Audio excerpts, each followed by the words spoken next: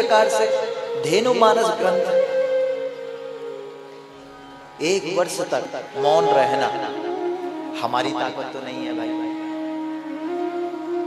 और 1 वर्ष तक मौन रहने के बाद वो सुबह 3 बजे कोई भी अनुष्ठान होता है, उसकी एक विधि होती है, विधि से सिद्धि मिलती है।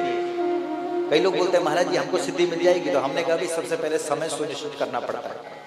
गुरु जी ने 1 साल तक एक ही समय पर सुबह 3 बजे उठकर कितनी माला गौ माता के लिए जपनी है ये सुनिश्चित कर दिया। फिर उसके बाद ठीक 9 बजे मतलब 6 घंटे 3 बजे से 9 बजे तक वो अपना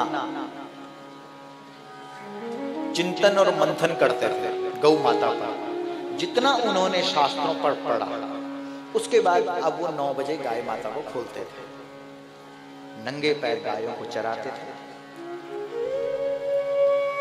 न खाते थे न पीते थे, क्योंकि ये तो हमने भी देखा, हम भी गए, हमको प्यास लगती थी तो हम पानी पीते थे, लेकिन गुरुजी नहीं पीते थे।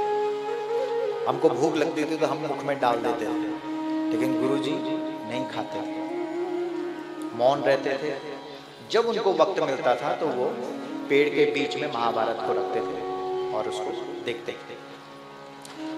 फिर उसके बाद जब गौ माता तृप्त हो जाती थी, प्रसन्न हो जाती थी, जब दोनों कुक्षियां गाय माता की भर जाती थी, फिर वो वापस आश्रम की ओर आती थी।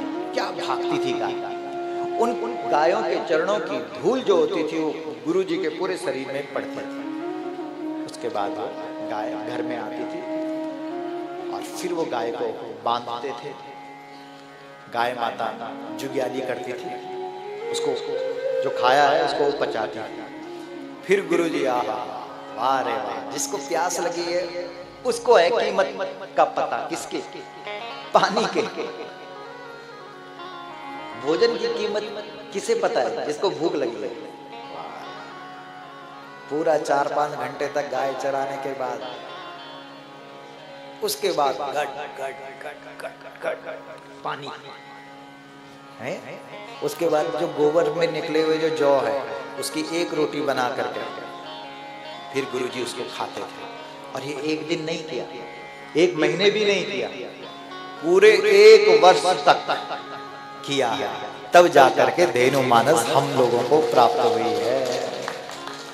ये वो ग्रंथ है जो शशि माता बोल रही थी ना कल, कि गुरुजी मैंने प्रत्यक्ष प्रमाण देखा कि इस ग्रंथ का पाठ करके मेरे पितर सीधा स्वर्ग को गए हैं। अरे माता, तेरे ही पितर नहीं, संपूर्ण भारतवर्ष के पितर सब स्वर्ग पहुंच रहे हैं। वाह, कितनी बड़ी बात है। इसलिए हम तो ऐसी साधना नहीं कर सकते हैं, लेकिन सौभाग्य हमारा कि इस ग्रंथ को उस साधना के बाद, मौन रहने के बाद जो दैवीय शक्ति ने प्रकट किया, वह गुरुजी ने धेनु मानस बना करके हमारे सामने रख दिया। इसका मतलब मौन रह करके जो कीर्तन उन्होंने किया वही कीर्तन हम आज धेनु मानस पाठ के रूप में कर रहे हैं। इसलिए मौन भी कीर्तन है। हमारा जो कीर्तन है उसको हम वाणी के माध्यम से करते हैं। गुरुजी ने जो कीर्तन किया है वो मौन रह करके किया, मौन।